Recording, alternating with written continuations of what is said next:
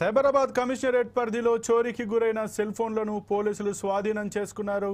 ఆయా పోలీస్ స్టేషన్ల పరిధిలో 1060 ఫోన్లు చోరీకి గురయ్యాయి. వీటిని సిసిఎస్ పోలీసులు రికవరీ చేశారు. దొంగతనానికి గురైన 15 రోజుల్లోనే నిందితులను గుర్తించారు పోలీసులు. వారిపై కేసు నమోదు చేసి అదుపులోకి తీసుకున్నారు. బాధితులకు సెల్ ఫోన్లను ఈ సందర్భంగా అందజేశారు.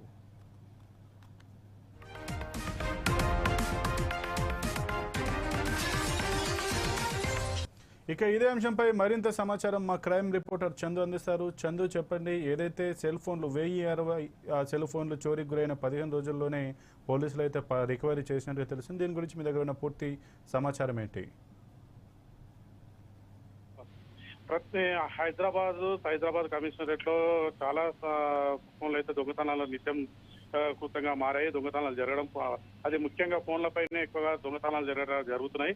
ఈ ఫోన్లే దొంగతనం జరగడానికి ముఖ్య కారణాలు విలువైన ఫోన్లు. ఒక్కొక్క ఫోను 50,000 లక్ష ఉండడంతో దొంగతనానికి పాల్పడే వాళ్ళు ఇంత ఎక్కువ శాతం ఫోన్ల మీదే ఏకాగ్రత పెట్టి ఫోన్లు దొంగతనాలు అయితే చేస్తున్నారు. ఈ విధంగా పోగొట్టుకున్న వ్యక్తులు ఎవరైతే ఉన్నారో ఒక పోర్టల్ ద్వారా వాళ్ళ ఫోన్లు పోయినాయని చెప్పి అప్లై చేయడం జరుగుతుంది.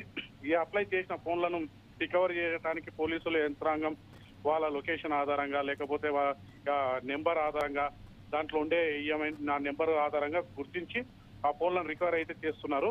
సైబరాబాద్ కమిషనరేట్ పరిధిలో ఈ సంవత్సరం కింద నుంచి దొంగతనమైన 1060 ఫోన్లను డిసిపిఎల్ నాయక్ నేతృత్వంలో ఫోన్లను అయితే రికవరీ చేశారు. ఈ ఫోన్లను ఈ రోజు సైబరాబాద్ కమిషనరేట్ పరిధిలో బాధితులకు ఇవ్వడం జరిగింది. బాధితులు చాలా ఆనందంగా వ్యక్తం చేశారు. మా ఫోన్లు దొరుకుతాయని చెప్పి మేము ఆశ లేకపోయిండే. పోలీసు యంత్రాంగం బాగానే పనిచేస్తుంది. ఫోన్లు రికవరీ చేసినందుకు వాళ్ళకైతే బాధితులు కృతజ్ఞతలు తెలిపారు.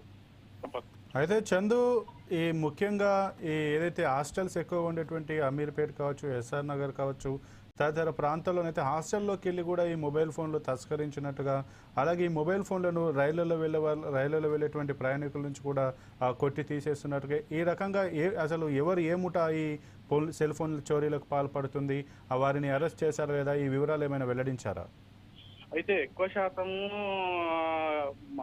మహిళలు డ్యూటీకి వెళ్ళేటప్పుడు రద్దీ ప్రాంతంలో ఉండే నిలబడే ప్లేసెస్ లో యువకుల మధ్య బస్ స్టాండ్లో కానీ ఇక్కడ ఉండే ప్రాంతంలో కానీ ఈ దొంగతనానికి యువకులు అయినా కొంతమంది టీమ్ గా ఏర్పడి దొంగతనానికి అయితే పాల్పడుతున్నారు.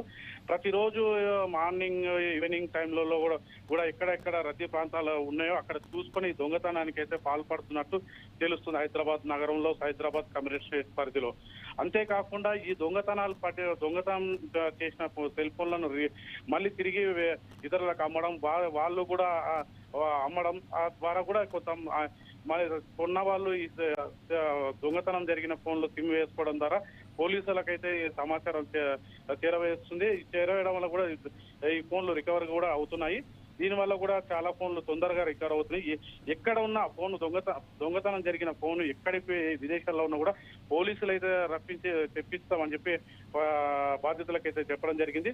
ఇప్పుడు హైదరాబాద్ లో ముఖ్యంగా దొంగతనాలు లేడీస్ హాస్టల్ అనుకోండి, ఇక్కడ ఉద్యోగం చేసే యువతుల దగ్గర కానీ, బస్సులో ప్రయాణించే మహిళల దగ్గర కానీ, బస్ స్టాప్ లో ఉండే కానీ, లేదంటే హోటళ్ల దగ్గర కానీ రద్దీ ప్రాంతంలో సెలెక్ట్ చేసుకుని దొంగతనాలకైతే పాల్పడుతున్నట్టు తెలుస్తుంది. Okay, right, thank you Chandu.